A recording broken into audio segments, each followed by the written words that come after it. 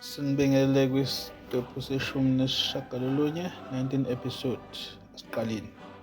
Indodana yesishagalombili kaJakobe ngu-Asha or Asheri, no matter how you pronounce it. Asha ngesingisi, mhlawumbe Asheri ngesiHebheru, I don't know. Kodwa-ke isiprofethi esitholakala kuGenesis 49 verse 20 sifundeka kanje: kwabaka-Asheri kuyovela isinkwa sakhe sikhuluphele, uyoveza izibiliboco zenkosi. Background imi kanje: u-Asheri indodana yesishagalombili kaJakobe ayithola nencikazi kaLeya uZilipha.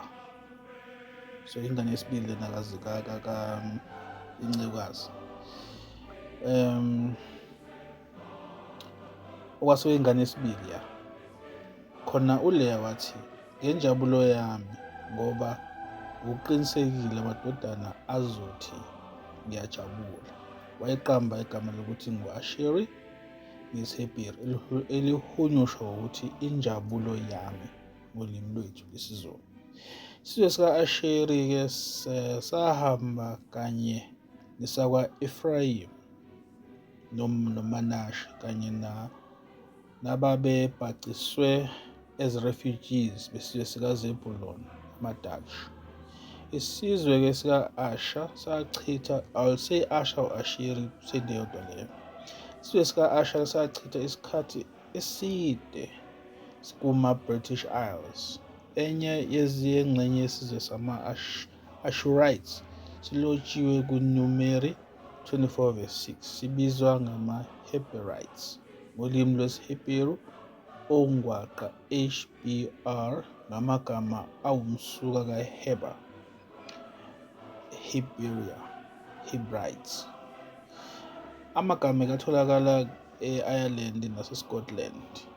Ekugcineni-ke baya eNingizimu Afrika, South Africa,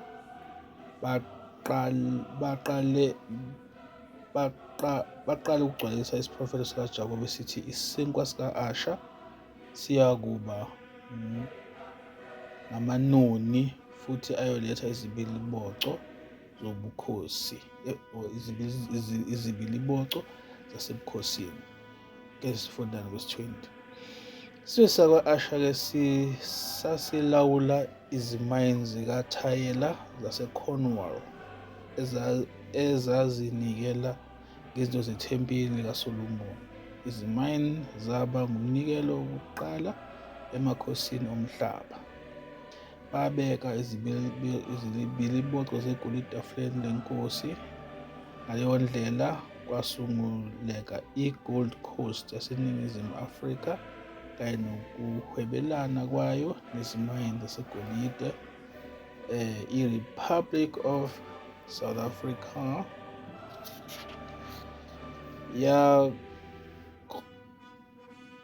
yakolonayizwa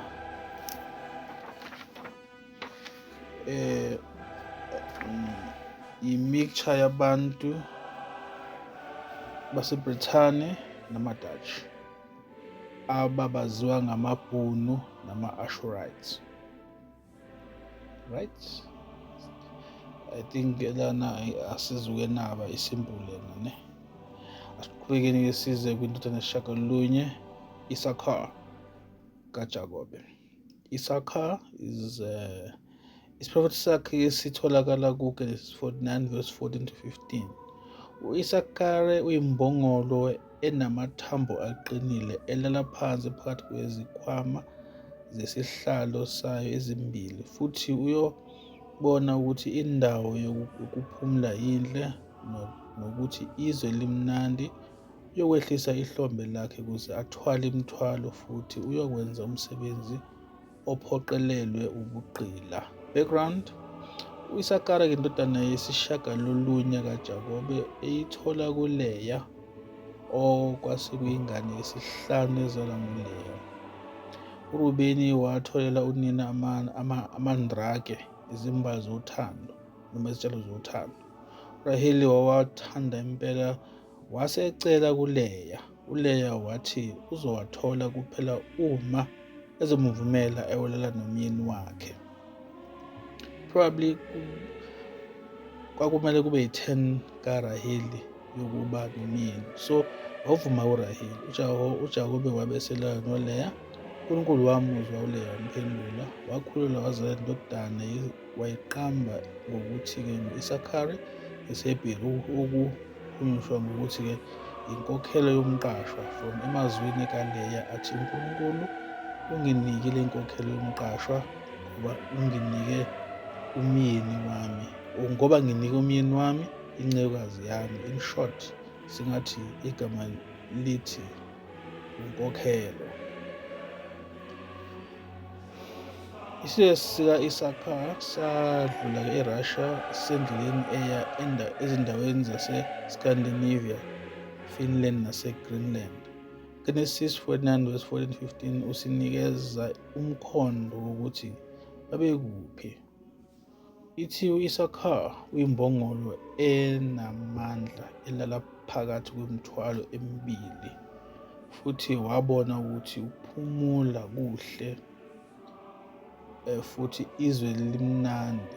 Wagebisa ihlombe lakhe ukuba lithwale futhi waba yisigqila sokutheliswa.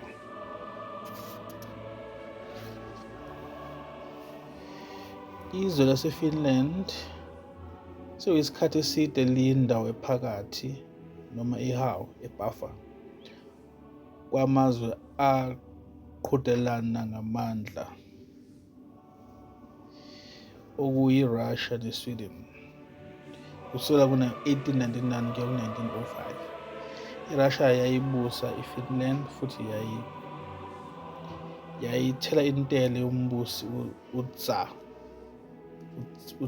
CZAR waseRussia ngomnikelo weminyaka yonke. Ngo-1928 iFinland yenza isivumelwano soxolo, peace treaty, neGermany, sikhokha futhi intela kwelinye izwe. iFinland ibilokhu iyihawu ebuffer phakathi kwezizwe ezimbili ezinamandla ukugcwalisa isiprofetho sikaJakobe emhlabeni wesimanje, modern world.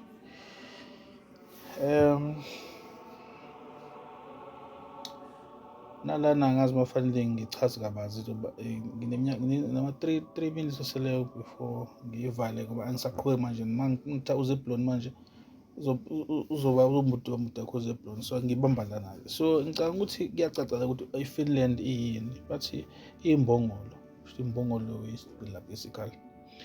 So and kuyacaza la ukuthi ngo-1905 to 1905 iRussia yayibusa iFinland. Yayithilintela kumbuso waseRussia. Mhlawumbe inemali-ke ngoba yayikhiqiza imali ngoba nala futhi 28 futhi yona iFinland instead of ilwe yenza isivumelwano soxolo neGermany, etha intela kulolozwe futhi. So bilokhu nje-ke bathuka bilokhu iyihawu-ke phakathi kwamazwe amabili isikhondlakhondla, iRussia neGermany. So shuthi bebephathi nendawo. So angikhoya ukuthi kukhona into eningi kufanele siyichaze lapho. Nakhona-ke akithi isiprofetho so uJakobe owabaprofethela sona. You don't have to explain more about this. It's simple like that.